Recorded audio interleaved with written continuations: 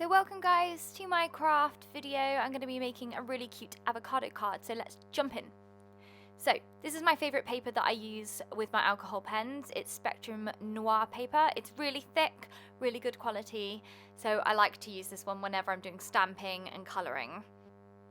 It's pretty cheap paper. I think it's like £8 or £9. You can get it online. I got it from the works and I've kind of just stuck with it. So I've got my stamping helping pad, not sure what it's called, I'll see if I can link it down below. I left a stamp on because I'm not very organised. I just gave it a quick clean and just ripped it off. I normally try and do this after I finished doing the project that I'm doing, but I was very lazy this time and decided not to do it. So I gave it a quick clean, make sure all the ink's off it, dry it off, and I'm going to lay my piece of Spectrum Noir paper or card on to it, hold it down with magnets. And so this is the stamping set that I got. It comes with dies and also stamps. It's cute avocados. This is a Sizzix set.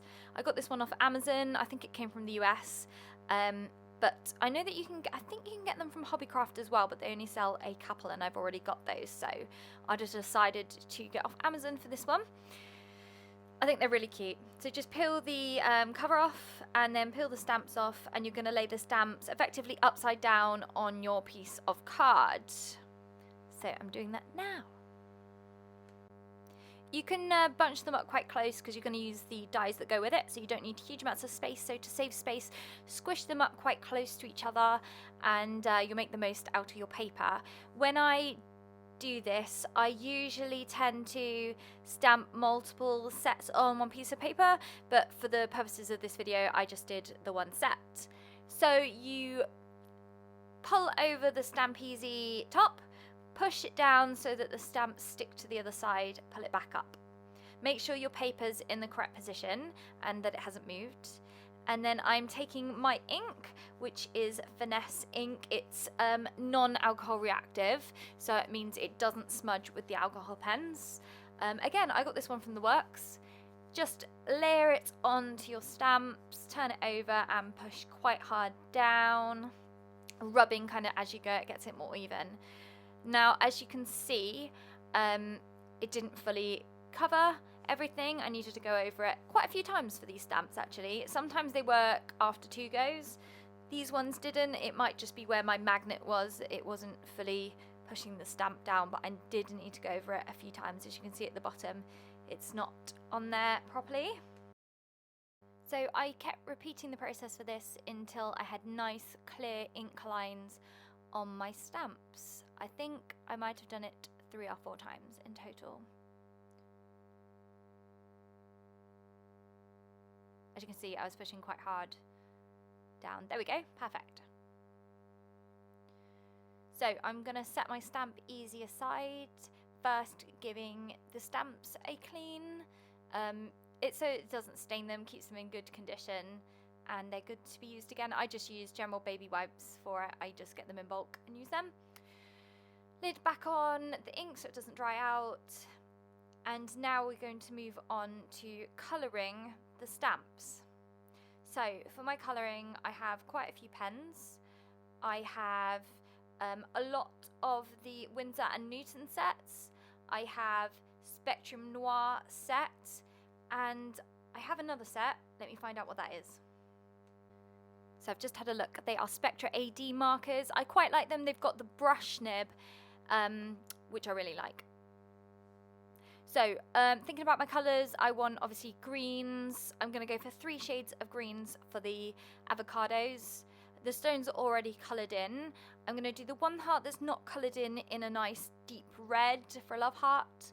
And again, I'm going to colour the leaves in with the 3 green shades. So I've gone for a darker green, a medium green, and then a nice kind of limey green colour for the lighter bits.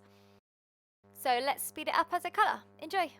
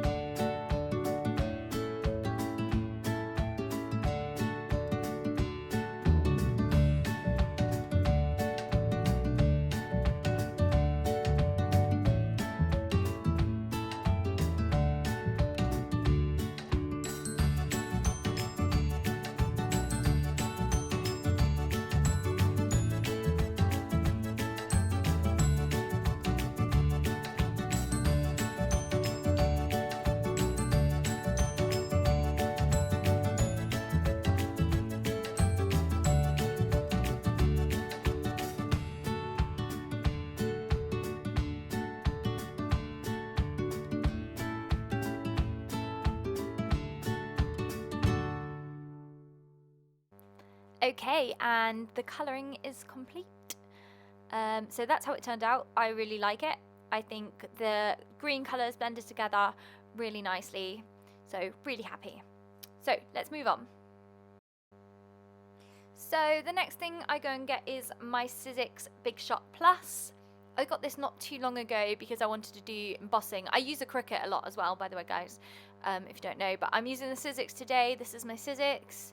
So I'm going to run them through with the dies to get them cut out. Sometimes I put the A4 sheet on just like that, but I thought for today, as I'm only doing a small amount of die cutting, I decided to cut it out just so less was going through the machine. So just pop that to one side. So I place it down on my Sizzix cutting board. So when I use my die cutting machine, I like to use masking tape to hold the dies in place as I run it through. It just means you get a more accurate cut and they're not slipping and sliding about. So make sure that you've got the die up the correct way. Grab a little bit of tape and you're going to go and tape it down. I don't like to put the masking tape over the coloured bit of card. I put it on the die and then on the outer part, because sometimes when I lift the tape up, it can sometimes rip the card, or I found that. I'm not sure if I've tried it with this card, but I know in the past I've done that and I've ruined my project by ripping it. So I'm going to go through and tape all these down and catch up with you in a second.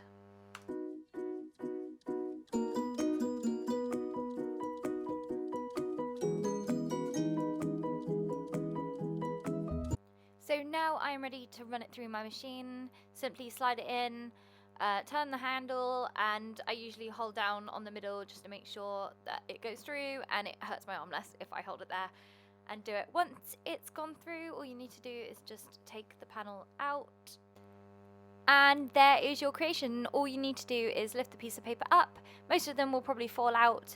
If they don't fall out, you can just push them through like I did, and they should just pop straight out. I usually just set that to one side and clear that up later because I can never be bothered to do it at the time. So I've got all my little pieces, put them off to the side, and then, oh, you can see on this one that I didn't line up the die properly with the words, so I'm going to redo that later and get rid of that one because I'm cutting off some of the ink. So that wasn't very good. So make sure they're in the right place when you do it. So I've got all my little bits. I'm now going to have a think about which bits I'm going to use on my card. Am I going to use all of it? Am I only going to use a small amount? So I have all these cut out ready. It's a massive, massive pile. I buy my card in 12 by 12 sheets. And what I like to do every now and again is go through and cut them all to 5 by 5 inches squared so that I have my templates ready to go. I back them on 6 by 6 inch cards. I like a nice inch border around each side. So I have them in loads of different papers, as you can see. I'm kind of picking out ones now that I think, oh, that might kind of go with the avocados. Having a look. I do really like that pink one. I think I might use the pink one. But just going through having a look to see what might work. I think I'm going to make it more for a female, make it a little bit more girly, this card. So as you can see, yeah, I've got absolutely tons of paper. I've got so much more in my storage as well. I like to have lots of choices. I get them cheap from the range. They do a lot of pads for around £2 to £4. So I get them from there. So I've decided I'm going to use the pink starry background. I'm going to have a think about where I want to place them. Now I'm not going to directly stick them down. I'm going to make more of a dimension by using phone tape in a second to stick them down. I'm going to use that little sentiment as well for it. And I'm probably going to stamp on another sentiment on top as well. I'm going to keep that leaf for the other avocado, I think. So that's roughly what it's going to look like. So now I'm going to move on and get a big sentiment to stamp on. First of all, I need to clear up what I did earlier because I never remember to clear it up. So I'm going to stick these back onto my pack that I got. I did clean them off as well. Make sure you clean them off. And now I'm going to grab the sentiment that I took off earlier, and I'm going to use that one. It says something special. I really like it. It's nice and bold. I got it off Amazon. I think it might have come from the US again, but I really like this one. So that's the stamp I'm using. I'm just going to line it up. I like to get right over my project to make sure it's in the right place and it's where I want it. So that annoyingly moved when I moved the avocados off. So just to make sure it's in line. There we go. That looks pretty much good. Maybe to the right. Okay, that's good. I'm just going to pop my magnet down, hold it in place so that I know when I flip it over and the stamp goes on the other side of the easy stamp that my magnet's not going to get in the way. I'm going to go and retrieve another magnet now because I left it in the other room because I'm very unorganized. So back in a second. Okay, so I am back. I've got my other magnet that I retrieved from my living room. Don't know why it was in there. I think I found it randomly in the house. It gets stuck to things sometimes. So this is my new ink pad. I have a little sticker on there to tell me that it's a fresh one. This is from Hobbycraft. It's only like £1. It's in a nice black colour. Usually only takes 1 or 2 stamps to get a nice clear stamp on your work. I think for this one, because I put the magnet underneath the sentiment, it stopped it from stamping nicely. So I did do, I think, 2 or 3 stamps on this one just to make sure that it was perfectly all covered and nice and bold and black. I like my sentiments to be nice and clear and stand out. I don't tend to do sentiments in any other colours really. I tend to just go for plain black. That's my kind of thing. So yeah, I did it 3 times. And now it looks pretty good. Everything's covered.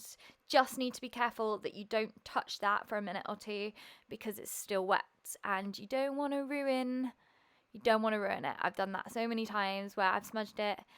Just cleaning my hands off, just make sure there's no ink on them that I'm going to then spread onto the card. So I think it looks pretty cool.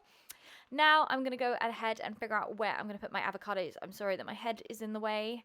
Trying a new angle to do videos with and had to experiment a little bit. I quite like it on a little bit of an angle. I don't like it kind of straight. There's my foam tape. I've got 2 different rolls, one kind of thinner roll and one thicker roll. What I like to do is I like to wet the scissors with baby wipe moisture so that it doesn't stick to the foam tape. Tendencies are, I don't know whether it's the foam tape I buy, but it tends to kind of stick to the scissors and it makes it hard to cut. So I'm going to put 1 sticky bit behind each avocado. The foam tape that I use is quite thick, so it does give it nice dimension. So I'm thinking about which way I want to put it. I think that way looks good. Probably going to forget which way I've put it, knowing me, and I'm going to have to try and figure it out again. So just ripping the backing off that foam tape, hovering it over, making sure I've got it. Yeah, right, which way do I put it? That way. Yeah, that looks good. Okay, cool. So I've stuck that down. That's got extra dimension. And then I've got my other little sentiment, which I'm going to stick down next to my 2 avocados. Again, just as an extra little thing on the card, something extra going on. Another bit of foam tape for this. I want it to be raised up. I want it to have dimension like the avocados. I like dimension on cards. I think it just adds something to it. It makes it a bit more exciting. Personally, I think. So ripping the backing off that, as you can tell, it's all stuck to my hand, which is why I like to use the baby wipes. Sometimes I'll just wipe the baby wipes on my fingers to try and stop it from sticking as well. So there we go.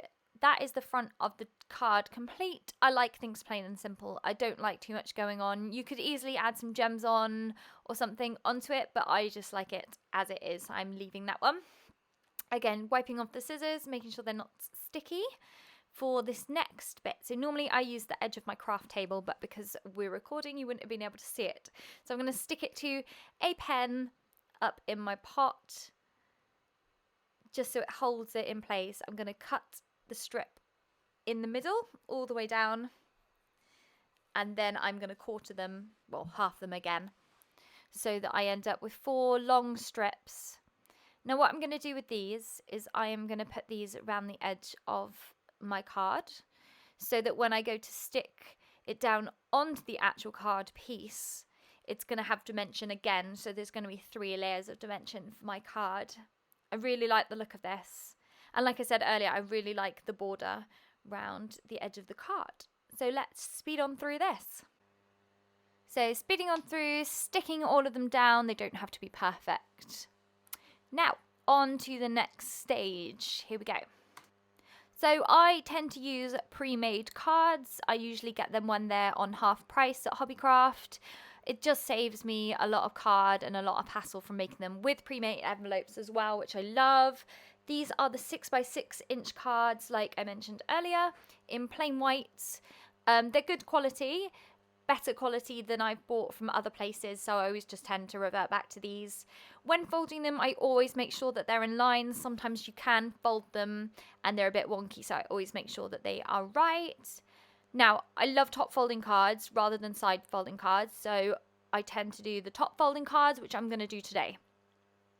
So you need to grab your top bit of your card, and as you can see, that looks amazing. I'm going to pull the backing off the 3D foam. And as you can see, underneath my little avocado that's spare, I have got a little bit of foam tape left over. So instead of wasting this bit of foam tape, putting it in the bin or saving it for later, I'm just going to use it on this card in the center of it, on the backing, just to give it a little bit more support when it's on the card base. So I'm getting ready to put this down on the card base now. I always make sure I'm completely over my project to make sure it's straight. I go round the outside with my fingers pressing down, making sure that that foam tape is properly adhered to the card. And there you go. As you can see, it's 3 layers of dimension. I think it looks really good. Like I said twice already, I love the border effect around the outside.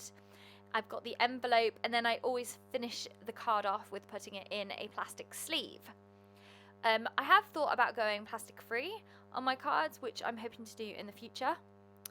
So that's what it looks like. Always looks better under plastic or glass, I find. So for this one, I am going to add a little bit extra. I'm going to use my little avocado that I've got left. I'm going to put a little bit of 3D foam tape onto the back of him, and I'm going to use him on the envelope for just something a little bit extra. You don't really get cards that are made in shops that have that kind of extra bit on the envelope. So again, adding dimension to the envelope. I was going to put him at the top, but then I thought, no, I'm going to place him on the bottom in the corner, and he's going to look really cute on my envelope. So there you go, that's him. I think that's going to look really nice going in the post. So yeah, this is how I package my cards. I package them all the same, slide them in the plastic cover. It protects them. I think it always makes them look nicer, gives them a little bit of shine. I stick it down with the adhesive, and voila, I am done. I love making cards. I make them all the time. I have so many. I like doing craft fairs and things as well and selling them, and I just like sending them in the post to people and friends and stuff like that. So I hope you have enjoyed my video. It's the first ever craft video that I've done. I watch them a lot, so I thought, why not do one? Thanks guys, bye!